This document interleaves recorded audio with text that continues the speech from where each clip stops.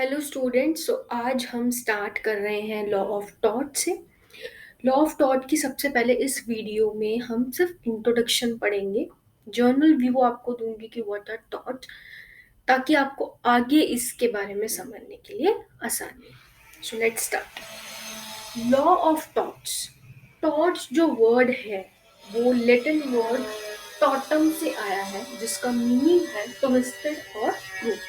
In journal form it is a wrongful act, कोई भी wrongful act. और अगर हम इसकी डेफिनेशन की बात करें, सो टॉट इज अ सिविल रॉन्ग। ये एक सिविल रॉन्ग है, ठीक है। अब सिविल रॉन्ग में क्या होता है, जो सिविल रॉन्ग्स होते हैं उसमें आपको जनरली कंपनसेशन मिलती है, ठीक है। कॉन्ट्रैक्ट भी सिविल रॉन्ग है, टॉट भी सिविल रॉन्ग है। इसका भी मैं आपको बाद में डिफरेंस बताऊंगी कि दोनों में डिफरेंस क्या होगा। अगर हमें ये पता लगाना होगा कि the case is fall in torts और इन कॉन्ट्रैक्ट, ठीक है। सो ये सिविल रॉन्ग होता है। सिविल रॉन्ग वो होते हैं जिसमें आपको ओनली कंपनसेशन मिलती है। जो क्रिमिनल लॉज होते हैं उसमें आपको दोनों मिल सकते हैं, कंपनसेशन भी मिल सकती है और आपको पनिशमेंट तो मिलती ही मिलती है, ठीक है।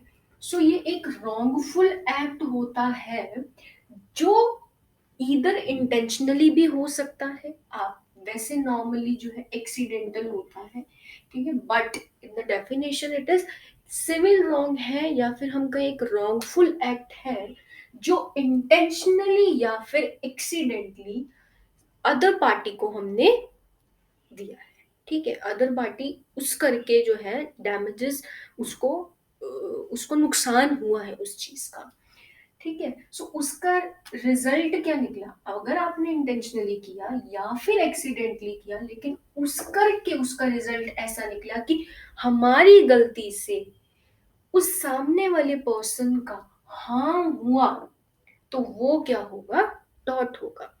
अब वो सामने वाला बंदा जिसके साथ नुकसान हुआ है, उस वो अब कोर्ट में जाएगा तो उसको क्या मिलेगी, एज अ रेमेडी उसको डैमेजेस मिलेंगे।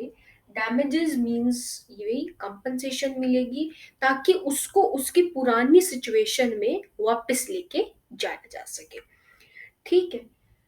या फिर कोई भी कोर्ट का ऑर्डर हो सकता है, वो कोर्ट डिसाइड करेगी, या फिर इंजंक्शन। कभी कभी क्या होता है कि कुछ केसेस ऐसे होते हैं जिसमें आप अभी कंपनसेशन के लिए नहीं उसको कह सकते, डैमेजेस के लिए नहीं कह सकते, तो उन केसेस में कोर्ट इंजंक्शन लगा देती है। इंजंक्शन का मीनिंग होता है स्टे, ठीक है।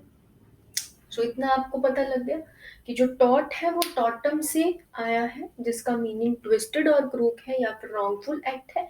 उसके बाद डेफिनेशन, सिविल रॉन्ग और wrongful act which one either cause intentionally or accidentally and results to the harm to the another party, ठीक है। अब आता है सोर्सेज ऑफ टॉर्ट लॉ, मतलब ये जो टॉर्ट लॉ है ये आया कहाँ से है। सो इसका कोई स्पेसिफिक है नहीं, जैसे मतलब एक होता है जैसे कॉन्ट्रैक्ट लॉ है और क्रिमिनल लॉ है, वो पार्लियामेंट ने बनाया है इंडिया में, ठीक है। मतलब और कंट्रीज की हेल्प ली है, लेकिन वो हमने बनाया है। लेकिन ये जो है ये कॉमन लॉ सब्जेक्ट है, क्योंकि ये हमने थ्रू सेंचुरीज जुडिशियल डिसीजन के उस पे हमने बनाया है। या फिर अदर कंट्रीज ने ऐसा कोई केस आ गया, ना ही वो फॉल करता था क्रिमिनल में, ना ही वो कॉन्ट्रैक्ट में फॉल करता था, तो उस समय उन केसेस को जुडिशरी ने कैसे डिसाइड किया, कैसे उसकी रेमेडी निकाली, उससे ये बनते हैं कॉमन लॉ, ठीक है। मतलब इनका प्रॉपर स्पेसिफिक लॉ नहीं होता है, लेकिन through back to back judicial decisions और अदर कंट्री उसके लिए डिसीजन कैसे लेती है, उससे हम जो है इसका फैसला निकालते हैं, ठीक है। अब स्टेट्यूट लॉज वो होते हैं, जैसे इंडिया में क्रिमिनल लॉ और कॉन्ट्रैक्ट लॉ ये पार्लियामेंट ने बनाया है। अब जैसे ये भी देख लो, अगर एक बंदा कॉन्ट्रैक्ट लॉयर है या क्रिमिनल लॉयर है, आप उसके पास जाओगे तो वो अपने केस के रेफरेंस के लिए कॉन्ट्रैक्ट लॉ की किताब खोलेगा या क्रिमिनल लॉ का बेयर एक्ट खोलेगा खोलेगा। लेकिन टॉर्ट वाला जो लॉयर है वो ऐसा नहीं करेगा। वो क्या करेगा, उन फैक्ट सिचुएशन को लेके पीछे वाले जो जुडिशियल रिव्यूज आए, जो जुडिशियल डिसीजंस आए, उनसे जो है वो लेके आगे अपना केस फर्दर स्टडी करेगा। ठीक है। अब जैसे स्टेट्यूट लॉज, टॉर्ट लॉ में भी कुछ स्टेट्यूट लॉज हैं जो इंडिया में बनाए गए हैं, जैसे motor vehicle act 1988 and the consumer protection act 1966। सो ये तो थी एक जर्नल इंट्रोडक्शन जो मैंने टॉट के बारे में बताई। ठीक है, और बाकी की हम नेक्स्ट वीडियो में करेंगे। Thank you.